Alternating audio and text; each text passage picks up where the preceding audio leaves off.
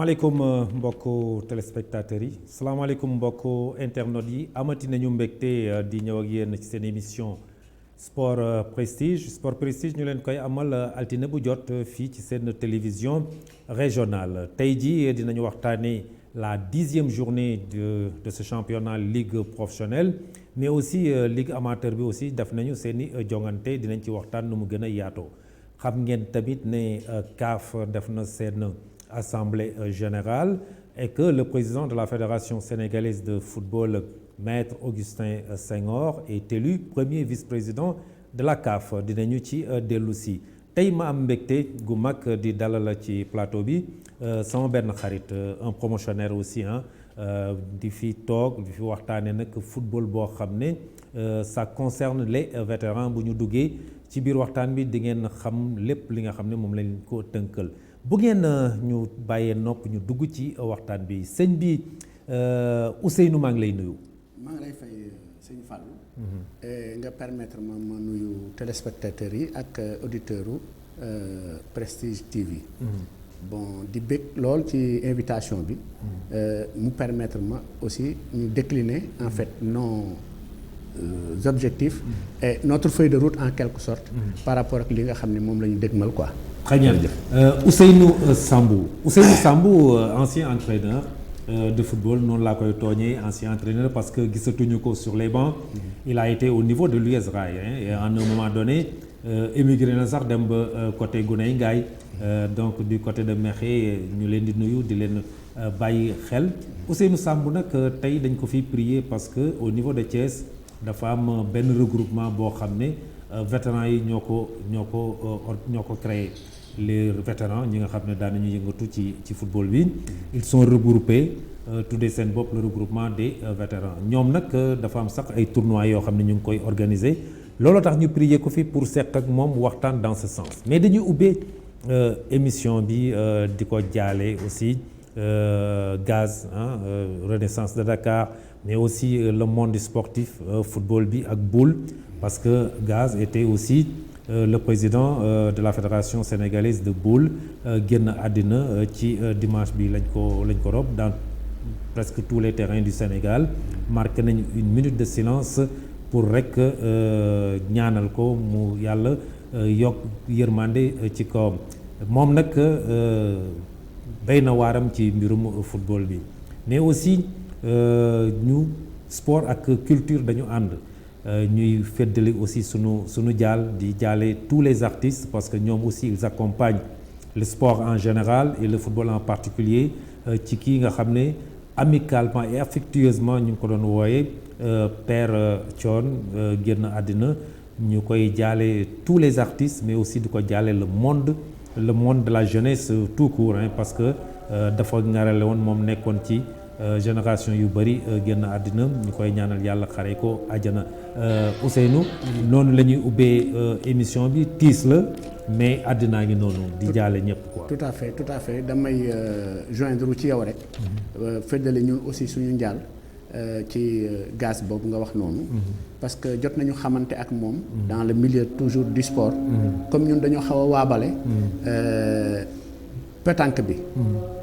doon nañ ci.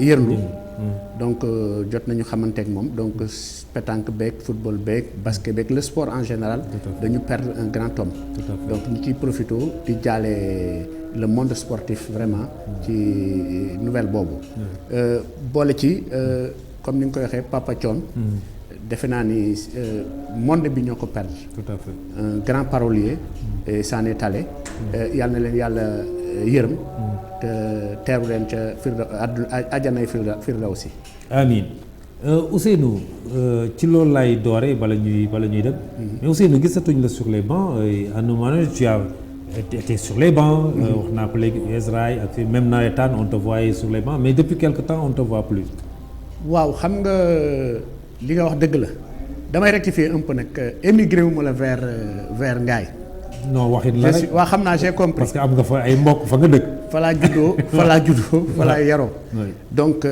c'est vrai que à un certain moment je me suis dit on a formé des joueurs on a formé des entraîneurs à un certain moment il faut que ñu bàyyi ñooñu may leen le temps nekk tout à fait derrière parce que à un certain âge il faut laisser à la jeune génération vraiment ñoom ñuy toog ci banc yi et c'est pour cette raison moo tax mu kii beneen fànn bi mooy je suis arbitre international de Scrabble.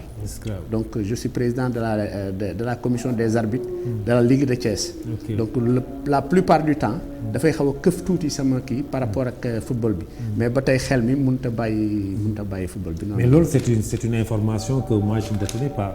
Que sama Ousseynou bi il est arbitre international de Scrabble. Xam nga dama ci doon fo. Donc dama ko defoon passion nii. À un certain moment les gens de la ligue m'ont approché pour me dire naa ñëw bokk ci. bi ma ci bokkee. ñu gis ni am naa ay prédispositions surtout sur le ci informatique bi. Alors ñu orienté ma vers l'arbitrage. bi ma demee vers l'arbitrage j'ai découvert beaucoup de choses. yoo xam ni vraiment c'était fascinant. Alors loolu moo ma gën a encouragé ma daal di dugg et je suis vice-président aussi de la commission des arbitres au niveau de la fédération. De Scrabble. Waaw. Mais très bien c'est bon à savoir kon mbokku téléspectateurs yi ñu xamee ko noonu que notre Ousseynou qui était au niveau du football yàggoon ci xaw na mbas tuuti dem ci Scrabble mais benn la. J'en profite il faut qu'on en parle un tout petit peu. de Scrabble au Sénégal parce que comme c'est comme ça les informations il faut les partager. Le Scrabble au Sénégal comment ça marche est-ce que mu ngi dox bu baax parce que très souvent c'est pas très médiatisé. Waaw c'est pas très médiatisé.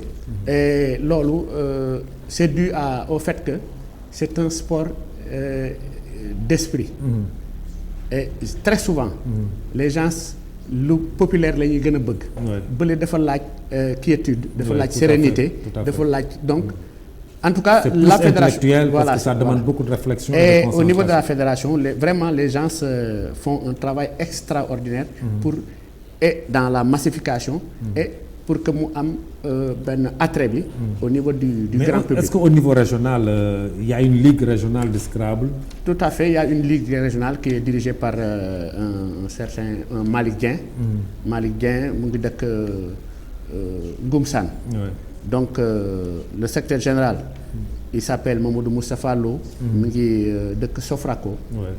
J'en profite pour souhaiter un prompt rétablissement parce qu'il est malade ces derniers temps. Amin. Donc le Scrabble vraiment ça marche mais c'est pas tellement médiatisé comme ni nga koy def. Et je crois que dinañu wut.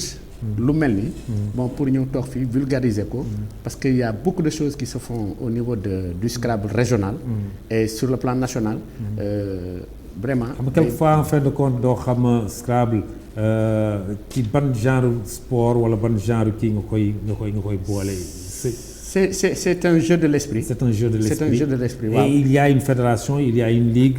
Il y a une fédération, il y a une ligue, il y a des districts. Bon, le format est le même. Comme en fait. Comme en fédération. Voilà, en fédération. De football, il y a un district, ligue, fédération. Voilà. Et affilié au niveau international. Au niveau international. Okay. Bon, on a fait pas mal de championnats d'Afrique. Et bizarrement. Au Sénégal, on a beaucoup de champions du monde, beaucoup de champions d'Afrique, mais malheureusement, comme ni nga ko waxee léegi, c'est pas tellement médiatisé. On promet que dinañ ci def large fenêtre, c'était tout simplement benn incursion, mais dinañ ci jéem a def large fenêtre, jéem a gëstu, parce que c'est bon que véritablement yooyu yëpp ñu koy partager avec le monde, la jeunesse surtout ñu xam li nga xam ne moom la ñuy liggéey. Donc on ferme cette parenthèse et que Ousseynou on va revenir dans le football. On a joué la 10e journée. mu doon journée boo xam ne nag suñu équipe bu Thiès yi amoon nañ ci taxawaay 10e journée ligue professionnelle. Le CNEPS Excellence était déjà à Dakar pour rencontrer Ñaaru Tali. Résultats yi yëpp wadd nañu.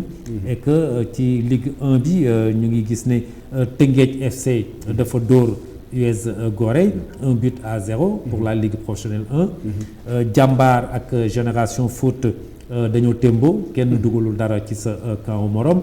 AS Douane dafa dóor Stade de Mbour 2-1 et que Ñaari Tali je le disais tout à l'heure dafa dalal Seneps Excellence daal di ko daan 1-0 match boo xam ne nag bu xawoon a jafe pour le Seneps Excellence parce qu'on a appris que 10 minutes rek la ñuy joué ils ont perdu 2 joueurs pour des raisons de blessure ça a un peu perturbé le plan du coach Gawsu wax na ko sax ci interview que loolu mën na indi woon jiixi jaaxa ci boppu gone yi et que Mbour Petite Côte dafa dem fekki dafa dalal Casa Sport daan ko 2-1 le Casa Sport semaine passée pour un match retard ici au stade Lat Dior Seneps da ko fi daanoon 1-0 donc le Casa Sport ci journée bi am na tuuti plus de bouffée d'oxygène gannaaw bi mu dóoree Mbour Petite Côte 2-1 Ndiambour dafa daan Dakar Sacré-Cœur 1-0 Dakar Sacré-Cœur depuis quelque temps traverse des difficultés depuis sa défaite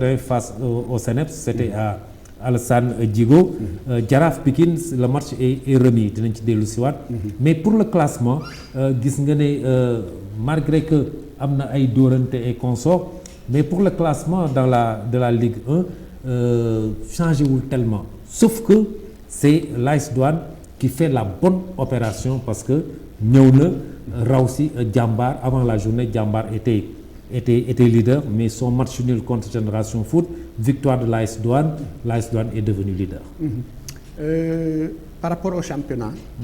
man damay wax toujours et c'est l'occasion de en fait magnifier le travail des entraîneurs parce que dama gis ni il y a un certain nivellement des valeurs au niveau des équipes ils ont abattu un travail titanesque bon le niveau du championnat vraiment par rapport ak année yi nga xam ni jàll na gis naa ni dafa relever ba tax na soo defee benn victoire ñaari victoire après soo amee beneen défaite rek soo moytul da ngay duggaat ci parce que gars yi ñu ngi ñëw donc sur ce plan vraiment gis naa ni daal nous avons un championnat qui est bon donc ñuy lancer toujours appel aux autorités ñu jàpp ci football bi vraiment dimbali équipe yi nga xam ni ñoo nekk di jongante donc pour par rapport au Seneps football club excellence vraiment damay encourager Gawsu parce qu'en fait fan yële équipe bi doon nekkoon na ci benn dynamique mais bu ñu jàpp ni lii war naa yàq dara parce qu'en fait dans la compétition il faut que ces genres de choses là di la dal pour que boy yi sax di am benn kii bi da leen di permettre ñu aguerrir n'est-ce pas perdre 2 éléments au bout de 15 minutes dafay xaw a 10 mais vraiment ils ont fait avec ils ont perdu par 1-0 ils n'ont pas démérité donc vraiment ñu ngi leen di encourager et di leen ñaanal aussi yeneen match yi vraiment ñu am ci ay succès yu kii quoi. Et si on revoit un peu le match le but de Philippe Diassi ce but là on peut le marquer à n'importe quelle équipe parce que le travail que le gosse là a abattu c'est un excellent travail il était dos au but mais le contrôle orienté le défenseur ne pouvait rien c'est le geste technique de Philippe Diassé qui a abattu le gardien et ça vraiment il faut lui tirer un coup de chapeau ce garçon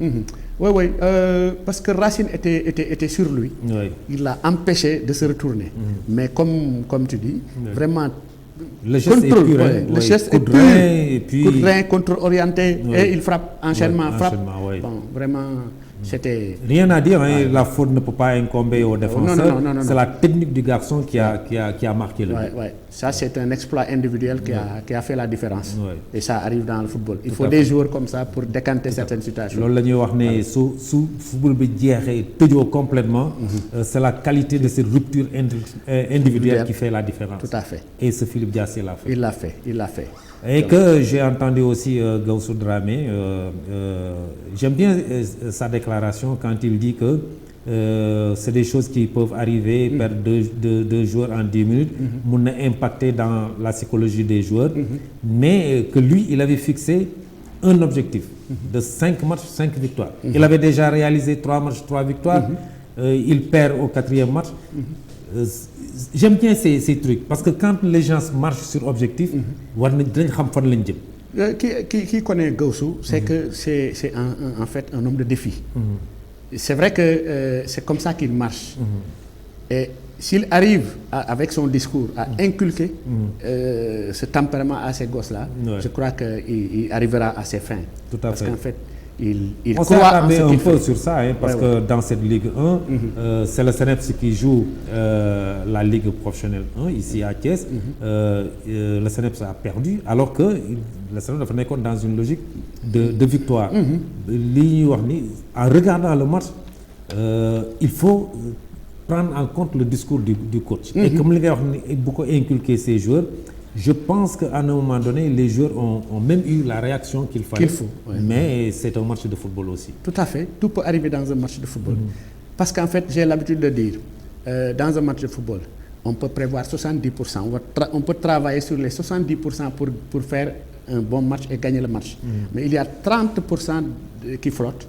Et ça, c'est les aléas. Par exemple, un contrôle orienté, un positionnement, un mauvais positionnement et des choses comme ça, une erreur individuelle peut basculer un match. Très bien. Merci. Et ce que Ousseynou ngay wax mu am importance muy le niveau de ce championnat.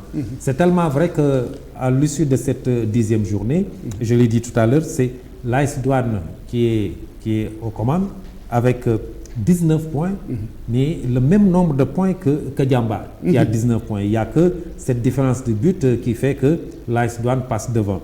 C'est-à-dire donc au départ, ñaar point moo doxoon seen diggante. Avec cette victoire, l'AS Diambar match nul, Douane arrive avec 19 points. Goal différence plus 6 et Diambar goal différence plus 5.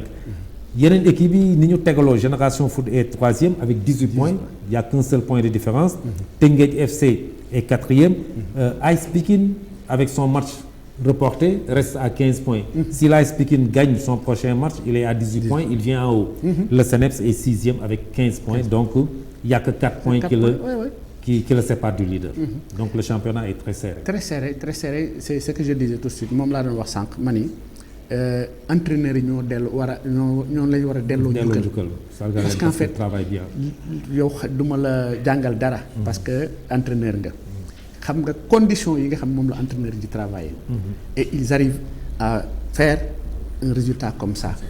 Le niveau du championnat est très très bon pour moi. Contrairement à ce que beaucoup de loolu moom yàgg naa ci wara tey gars yi dañ daan toog seen kër rek naan non football bi le niveau si tu ne pars pas au terrain, si tu ne suis pas les équipes, tu ne suis pas la progression des joueurs, munoo xam le niveau du championnat. Xam nga ñun dañu am benn problème. Parce qu'en fait fii ñëpp ay techniciens lañu. Yow ki nga xam ne mooy nekk ak joueurs yi guddeeg bëccëg suba ak ngoon. Kooku moo mën a apprécier équipe. Wala koo xam ni xam-xamam màcc na ci loola. Mais ñun ñi nga xam ni en fait am nañ ay lijaasa ci loolu. ñun xam nañ ni li gars yi di daj. suñu arrivé à faire ay équipes yoo xam ni sur le plan technique sur le plan tactique. yow soo demee terrain da ngay gis ni vraiment y a de la matière. Il y a un travail qui se fait. Mais dañu mériter ay félicitations ay encouragements vraiment. Et en Ligue 2 aussi, on a joué la 10e journée, Ligue professionnelle de Li. Il faut aussi résultat yi Thiès Football Club, songo fi ci CNEPS lañ ko joué. Thiès Football Club mu doon le derby local, le derby de la ville. Thiès Football Club ak Amitié Football Club. Thiès Football Club moo mujj yóbbu ndam li 1 but à 0. Et après cette victoire, Thiès Football Club est à la 11e position et Amitié est à la 7e position. Kër Madior ak Africa Promo Foot dañoo tembo kenn dugalul dara sa camp morom yéen a gis noonu le tableau des résultats de la Ligue professionnelle 2. Jamono ak Linguère dañoo tembo kenn dugalul dara sa camp morom. Le reste des résultats vous le voyez, mais il faut voir tout simplement que la Linguère reste leader. Linguère nag ren dañoo ñëw ak ambition yu wóor. La Linguère de Amara Traoré. waaw Linguère dañuy ñëw ak ambition yu wóor mais man jàpp naa Fallou. suñu équipe bi yi nga xam ne ñoo nekk fii. dañu nekk ci situation yu difficile rek pour man. mais vraiment. war nañ mën a ñëw ci kaw. war nañ mën a ñëw ci kaw. seetaanuma match yu bëree bëri. parce que ak Covid bi à un certain moment mënatuñu woon dem terrain mais avant. c'est daaw daan naa seetaan équipe yi. mais dama daan gis ni. foofu tamit vraiment y avait du travail bu gars yi di def. am na benn bu ma seetaan AJ Fatick. ak ASC non ACT. Thiès Amitié Football Club. Ok. Mais le niveau était très bon. Tout à fait. Très bon. Tout à fait. Vraiment. Tout à fait. Donc j'ai été. non, il y a de la matière. Voilà. Il y a de la matière. Donc li may ñaan daal mooy. il faudrait que autorités yi jàppale. ñi nga xam ne ñoo nekk ci équipe yi. parce que c'est dans des conditions extrêmement difficiles. mais malheureusement nag fii gars ñi bala ñu laa jàppale nga commencé def des résultats mais wu ci loolu je le dis très souvent mais kii def résultat loolu da nga koy pousse rek mu dem. waaw mais ki deful résultat nekk dans des difficultés kooku mérité ñu jàppale ko. voilà mais très souvent il faut faire des résultats pour être accompagné. waaw c'est que loolu c'est un peu compliqué. c'est très compliqué dans la mentalité. c'est très compliqué. moo tax bu ñu tàyyi di leen ñaax pour que ñuy dimbali parce que pour man dañoo comprendrewul li nga xam ni football bi mën na ko indi sur le plan économique sur le plan stabilité et tout à fait. donc su fekkente ne ñi leen di jege mën na leen di waxtaan ak ñoom di leen xamal que ni njëriñ laa ngi foofu parce qu'en fait on a beaucoup de jeunes yoo xam dañu bàyyi seen lépp consacré wu ci football bi donc il faut que ñu dimbali leen nag day permettre ñoom ñu jóg yëkkati tuuti le niveau quoi. Très bien, on passe rapidement à la Ligue amateur football national 1 bi ñoom aussi def nañu seeni jongante ci ay bés bi du côté de Mboro di ngeen gis léegi le tableau des résultats ci côté national 1 bi rapidement ñu jox leen quelques résultats. Etix ak AGEL dañoo témboo kenn dugalul dara ci sa camp morom Walidane ak Olympique de Ngor ñoom it dañoo témboo kenn dugalul dara ci sa camp morom Africa Kayor Foot dafa dem fekki Olympique de Ziguinchor ñu témboo foofu tamit kenn dugalul dara sa camp morom gis ngeen ne ñett jongante yooyu nga xam ne yëpp équipe bu Thiès yi la gënoon a intéressé ñoom ñëpp dañoo témboo kenn dugalul dara sa camp morom foofu aussi li ñuy wax rek ci national 1 bi y a Walidane qui fait un bon championnat.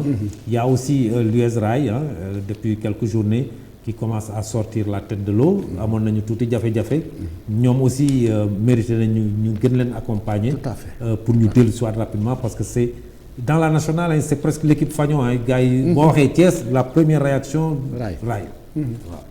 C'est une équipe mythique ku ñu war a jàppale la. waaw ku ñu war a jàppale la dama ciy professeur di nuyu président Alioune Sarr.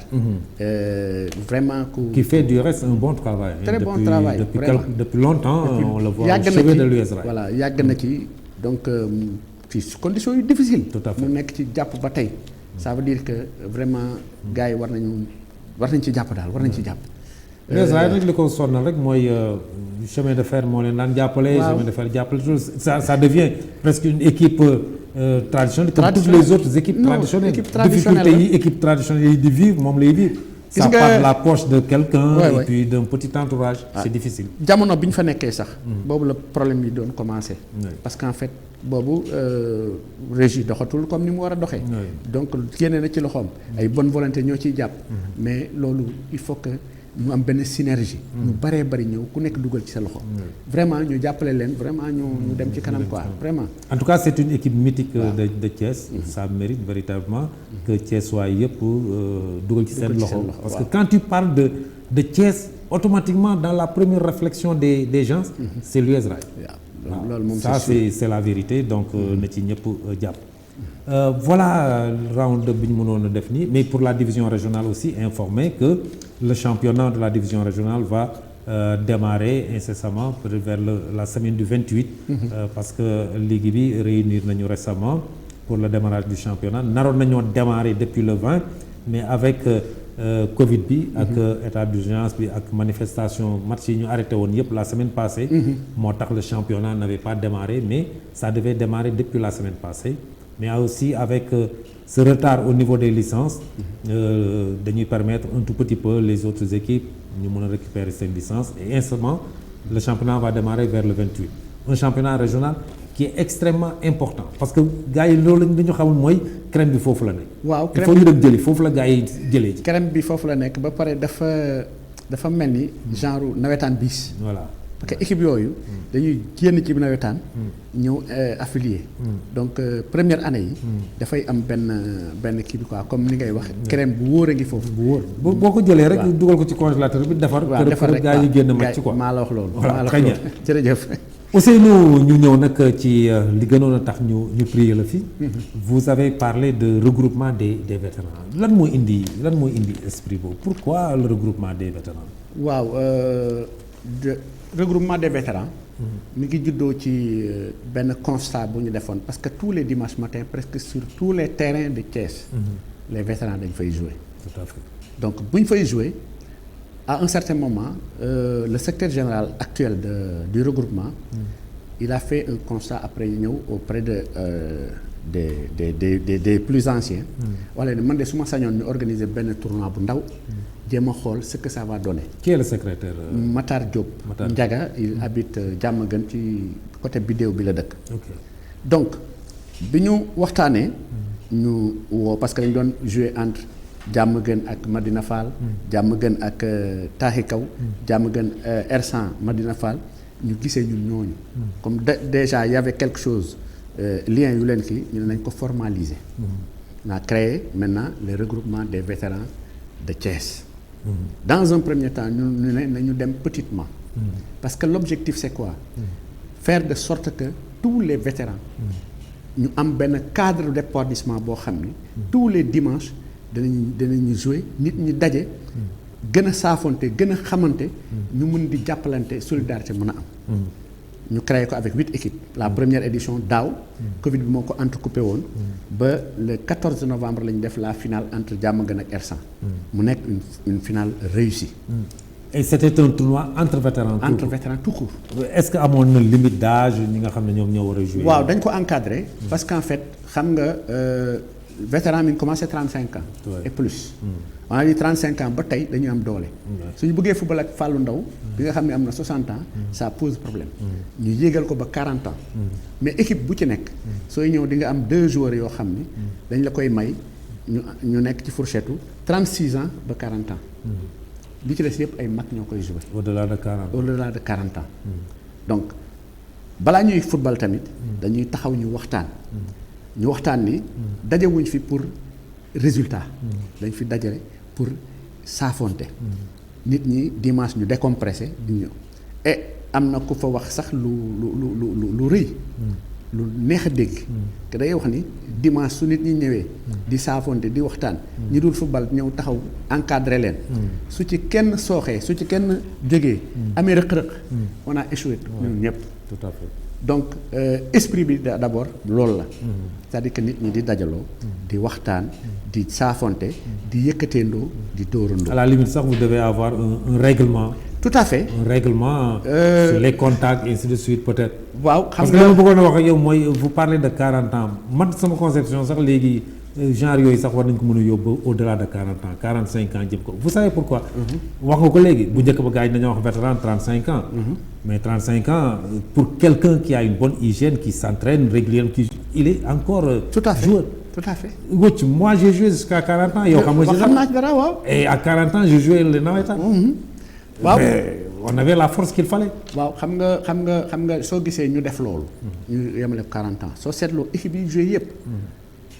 soo rombee 50 ans rek. gars yi dañuy xaw a reculer. dootul nangu. donc dootul am benn équipe. non c'est raisonnable. voilà mais on y a pensé et on a réfléchi par rapport à ça. dañ ko encadrer comme ni ma la koy waxee nii. wut une base juridique parce que am nañu récépissé. ok donc en votre regroupement am ngeen récépissé. am nañu récépissé.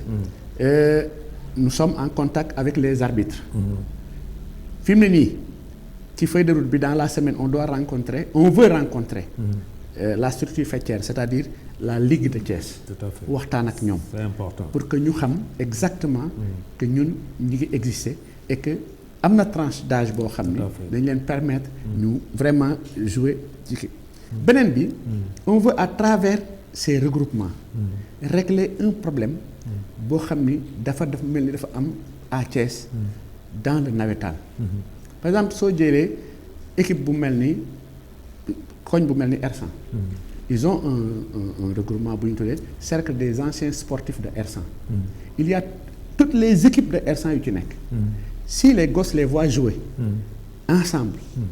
tension ya daan am entre les matchs yi. tout à fait ça peut être quelque chose de très positif. très positif. si réellement les gens ont une bonne vision ba pare xam liñ ciy teg. dañ leen koy imposer. mais tout doucement. c'est-à-dire il faut éduquer par l'exemple des fois. Tout à fait. Donc suñu gisee ni au niveau de cash les gens bokkuñu ay équipe ñii ñi ngi diisoo ñii ñi ngi R100 ñii ñi ngi Bantus ñu mën a bokk benn kii di kaf di ree les gosses vont Tout suivre. à fait. Non, c'est important. Donc soo demee taaxi kaw noonu soo ñëwee jàmm gën noonu soo demee feneen donc yooyu yëpp ay objectifs la yoo xam ne dañ koy wutaale parce que Thiès ñun ñoo ko moom il faudrait que ku ci nekk ci zone bi nga nekk ci facteur secteur bi nga nekk nga def de sorte que da ngay pacifier vraiment l'espace public bi nga xam ne ci la ñu nekk di ci évoluer. Très bien. Wax nga tournoi bi entre ces différents quartiers ça touche tous les quartiers de waaw Thiès. presque tous les quartiers am na ñoo xam ne nag ñëwaguñu mais ñu ngi ñuy bàyyi xel. par exemple Jaxaw kii mais Thiali mu ngi ci. bon comme du quartier. par exemple Thiali dafay regrouper ñi nekk foofu yëpp dafa leen di polariser. ci équipe vétéran bi. D'accord. ñooñu ñu ngi ci bon côté am na Kaaf. ñoo dëkk Cité Lamine. am na Madina Fall. am na déggoo fi ñu dëkk Taaxi Kaw. am na R100. am na Diamaguène. am na Pout sax ci la bokk Pout waaw Pout sax ci Vous la allez aller jusqu'à Pout. oui. Bon d'accord mais bu ngeen demee Pout maa waa Xombol yi du leen wax lu tax ñëwoo leen ci ñun. Bon, on avait lancé à toutes ces localités, en fait, des invitations pour que ñu ñëw. Bon, am na ci ñoo xam dañ ni nañu bàyyi ba beneen kii bi ñu ñëw dugg quoi. Très bien. Et pour le moment c'est uniquement des tournois de football mais est-ce que laajul comme regroupement la ngeen bañ a yem ci football bi rek mu am des séances de causerie yoo xam ne vous animez ça au niveau des quartiers pour mun a gën a dajale nit ñi. waaw bokk na ci objectif yi. parce qu'en fait dans un premier temps d'ailleurs le tournoi bi ñuy jubal nii bi ñuy préparer nii le 20 lay commencer.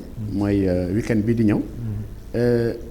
phase de lancement bi ñu ngi koy defee terrain Breu à Diamaguène. mais dans le groupe. ñu ngi réfléchir ci naka la ñuy def ba. mais loolu certainement day nekk ci période nawetaan. waaw.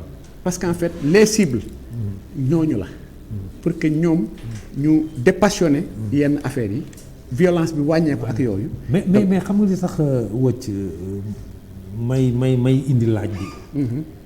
Dans l'esprit quand les gens créaient Magu Tey.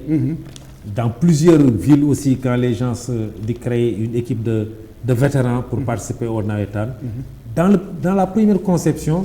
C'était pour participer véritablement pour jàppale nit ñi jël ci ñoom exemple. mais yi ma gis très souvent équipe vétéran yooyu ñoom seen bopp sax à un moment donné ils sont devenus des équipes à problème. waaw. ba loolu du leen dal. non xam nga dañuy sukkandiku justement dans le vécu. en fait li nga xam ne jàll na. comme ni nga koy waxee amoon na fi ay magi tey ak détails yooyu. mais ñun dañu ni duñu concurrencer. parce qu'en fait soo demee nawetaan rek yaa ngi concurrencer ak yeneen équipes yi. parce que l'appétit vient en mangeant. il y a le problème de résultat ak détails yooyu dafa lay yóbbu fenn fi. ñun on refuse cela. léegi dañuy dajaloo. football. dimanche su jotee après chaque kii ñu toog def.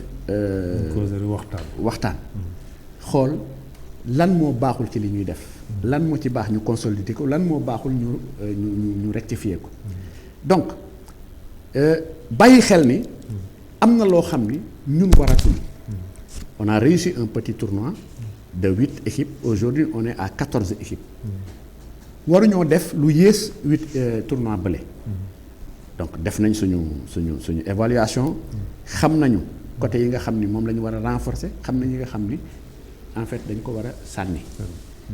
donc maa ngi lay wax léegi nii la am nañ partenariat ak Croix-Rouge. war nañ leen rencontrer. on doit rencontrer le sapeur. xam nga pour waxtaan ak ñoom naka la ñuy mën a accompagner en fait. loolu football mag moom yooyu yëpp dafa daf ci war a am plus équipe bu ciy organiser. dañ laa sas nga def les mesures barrières nga pare ko. indi masque. pour les remplaçants. ak ñi nga xam dañuy taxaw foofu. indi gel. indi lavoir yi. yooyu yëpp parce que il faudrait qu'on montre mooy li may wax sànq. notre devoir c'est de montrer aux gens que nous sommes des républicains d'abord nous sommes des citoyens. et nous devons être des citoyens modèles. Très bien. L'autre chose Ousseynou wax naa tudd naa léegi Magu Tey. l'association des anciennes gloires du football. muy grande association yàgg fii. Est-ce que ñooñu ñëpp parce que je sais que dans votre tournoi là j'ai vu beaucoup de d'anciens yoo xam ne ils sont même dans l'association des anciennes gloires. Sànq maa ngi lay wax au micro que yàgg naa dégg Lam Tooro di wax yu mel noonu. Tout à fait. Est-ce que jot ngeen waxtaan ak ñooñu tamit comme c'est une structure qui est déjà sur place. Et li ngeen def c'est quelque chose de très bien qu'il faudra encourager et encadrer. waaw xam nga ancienne gloire yi ak magi tey yëpp dañ leen war a rencontrer ñoom nag suñu système de rencontre yooyu par exemple comme ni nga ko waxee Lam Tooro mi ngi ci ancienne gloire yi am na ñeneen ñu nekk ci équipe yi ñu nekk ci ancienne gloire yi c'est-à-dire que y a une tranche d'âge pour ne pas les léser dañ leen di bàyyi ñu nekk ci magi tey comprendre nga léegi y a une tranche d'âge boo xam ni nekkuñu magi tey nekkuñu ancienne gloire mais ñu ngi ci diggante bi intermédiaire ñooñu ñooy jouer tournoi bi léegi nag ñu rassembler ñëpp donc suñu rencontré ñooñu ñu nekk ca la ñu nekk ñun ñu nekk ci li ñu nekk je crois que l'espace sportif thiessois du fees ba léegi y a de la place pour tout le monde l'essentiel que les collaborations soient saines tout à fait mais il y a de la place pour tout le monde tout à fait donc moo tax ñu privilégier toujours le dialogue waxtaan xool qu'est-ce qu'on peut apporter pour que le football thiessois dem ca kanam tout à fait xam nga accompagner en fait vraiment les sportifs les anciens sportifs thiessois. Il y a quelque chose que j'ai appris tout à l'heure muy lu ma rafetlu quand vous avez parlé de la ligue de football de Thiès parce que je me rappelle en son temps la ligue avait organisé même un tournoi de vétérans au niveau de la ligue avec des équipes de Tivaouane de Ngaye Mékhé de Thiès on l'a fait une fois un grand tournoi au niveau régional li ngeen def nii et que la ligue coiffe tout le football dans toutes ses formes je pense que information boobu jot moom neex na pour ngeen waxtaan ak ligue ba xam comment la ligue pourra vous accompagner. waaw dafa bokk ci li nga xam ni dafa waroon jiitu sax émission bi. mais comme démb la ñu réunir. et j'en profite pour remercier vraiment Khalifa. parce que dama ko woo rek mu ne ma kon suba ñëwal ñu invité la. tout à fait et may jéggalu aussi le président Sidi Lo. parce qu'en fait dañ ko war a rencontrer avant lii. parce que xam nga man dafa am loo xam ni dama ko gëm. dama gëm ni kilifa du tuuti. te yàlla def na mooy kilifa footballu Thiessois. donc yi mel ni suñ ko yëkkatee day baax pour que ñu dem toog ak moom mu xam ni. ci njabootam kat am na tranche d'âge bii ba nga xam ni dañoo ñëw pour jàpp ci et je crois que moom dana ko parce que mës naa ko dégg mu ne football bi ñëpp a war a am lu ñu war a tout à fait waaw ñëpp ci war a bokk tout à fait donc loolu daal vraiment dañ ko def et dans la semaine avant qu'on ne commence vraiment le tournoi yamuñu foofu on va rencontrer aussi l'ODCAV et l'ORCAV de Thiès parce qu'en fait ñoom ñëpp seen objectif mooy développer le football thiessois. tout à fait waaw. très bien xam naa waxtu bi mu ngi ñuy commencer xoj Ousseynou. peut-être am na leneen lu ñu waroon mën a waxtaane loo xam ne waroon nañ ci mën a dugg avant ñuy terminer émission mais dans tous les cas on doit vous féliciter et vous encourager ci li nga xam ne moom ngeen def ni vous démarrez le tournoi à quand wala defagu leen ay poule defagu leen def nañu ay poule def nañu en fait programme parce qu'en fait le 20 la ñuy commencer defoon nañ ko bu yàgg nag mais Covid bi moo ñëw rek arrêté woon ko on attendait à ce que mu jeex comme déclaré nañ ni en fait levé catastrophe état de catastrophe sanitaire bi le 19 lay jeex on a dit nañu commencer le 20 terrain Diamaguène la ñu njëkk a jouer il y a 2 matchs prévus foofu première heure bi 8 heures lay commencer entre dëkkandoo bu Cité Ñax ak Cache bu Ersan en deuxième heure il y a Madina Fall ak Diamaguène. Est-ce qu'il y a possibilité de venir dabe wala il faut que dañuy au sortir de cette émission j'imagine que les gens vont certainement taper à la porte. waaw en fait bëgguma. Et puis yan formalité vous jouez sur licence sur liste pour gagner xam. On joue sur carte d'identité wala photocopie carte d'identité. ok waaw certainement comme ni nga waxee. après émission bi peut-être dina am ñu kii mais loolu. damay laisser l'appréciation parce que c'est bon que nga wax ko nii. nga ci bàyyiloo xel nit ñi mais sóoruñu ko woon. on va essayer de voir. ba xam possibilité dabe am na wala déet. parce que ñun dañuy privilégier. parce que mag ñaa mag moom bu xaasee ba nekk footballeur. waaw fu mu gis naan ay magam ay moromam fooy football. tout à fait. liy njëkk a nekk sax nan la ñuy def bay bokk. voilà loolu donc la ñuy njëkk a xalaat. mënuma parce que tout se discute tout à fait. en groupe. Vraiment. Peut-être dina relancer. en fait débat bi. xam naa dinaa la invité waat sax une autre fois. Inch'Allah parce que avec yow on peut parler beaucoup de choses. parce que tu es toujours dans le football. di nuyu bu baax mon consultant Khalifa Fall. c'est un contenant de dernière minute moo tax tey gisu leen ko fi. premier contenant bi c'était dû à moi. Deuxième contenant bi c'est un problème boo xam ne day daba donc ma koy nuyu bu baax moo consultant. moo tax wéet naa trop tey ci plateau bi parce que yu bëri moom moo ciy dugg quoi mais ma koy nuyu au passage. waaw moom vraiment nit ku baax la parce que on a eu à travailler ensemble au niveau de l'USRA yi ñoo fa nekkandoo woon ci encadrement technique bi. mu nekk nit ku dëggu aussi. vraiment nit ku baax. football rek ñor ko nag sport ñor ko. bi ma ko waxee démb vraiment il n'a pas hésité ni ma sa waay yow dinaa wax Fallou ni ko. yow c'est juste après qu'il m'a appelé. voilà mais Ousseynou moom. waaw donc ma koy remercier bu baax a baax. moom laa fekk sax tey ci suba. mais xam naa ne comme ni nga ko waxee. il a eu un contretemps de dernière minute. c'est ça bon vraiment ñu kontaan lool ci moom. xam nga di ko ñaanal mu yàgg fi lool nag moom it vraiment. Très bien gis nga émission bi ça passe très vite. On pouvait encore parler de beaucoup de choses.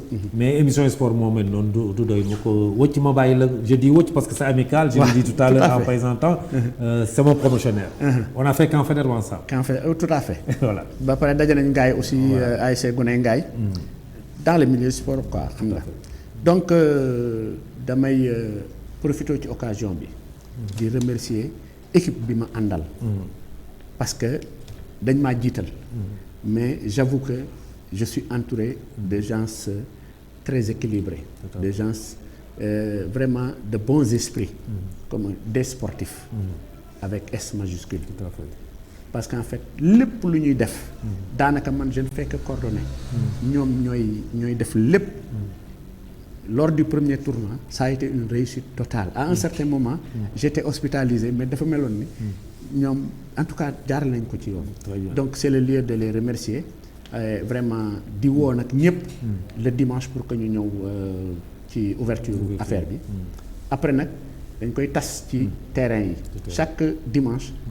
quatre terrains dañ am ay match. waaw on va vous accompagner dans tous les cas xam naa dinañ ci defaat yeneen waxtaan. parce que le football dans toutes ses formes Prestige est là pour accompagner tout le monde loolu la ñu PDG sant loolu la ñu programme bi aussi sant dinañ ci def suñu jéego nu mu war a donc ma lay sant di la gërëm di yéen tamit mbokku téléspectateurs yi mbokk internautes yi aussi ma leen di sant leen gërëm ci topp bi ngeen ñuy topp tous les lundis pour seen émission sport Prestige di jaajëfal bu baax a baax mon équipe technique madame Ndiaye Modou Fall El Hadj et madame Cissé de l'autre côté ñu leen di jaajëfal bu baax a baax ci taxawu bi ak jàppale bi ñuy jàppale ci émission bi yéen mbokku téléspectateurs yi mbokku internautes yi ma leen di jaajëfal di leen jox dig daje lundi prochain incha allah ci seen beneen émission sport Prestige.